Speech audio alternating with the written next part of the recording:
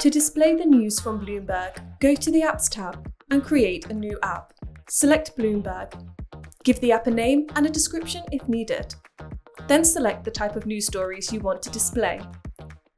Set the number of stories you want to show from the app and the duration that each story will be displayed on screen.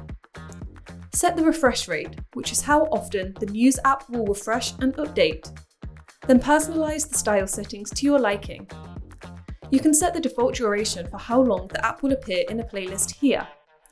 Keep availability unticked if you don't want to schedule the app, or toggle it on and set the start and expiration dates. This means the app will not be displayed outside of these dates. Then click Save and your app will be ready to display. Simply add the app to your screen content, click Push to Players, and the app will be showing in no time.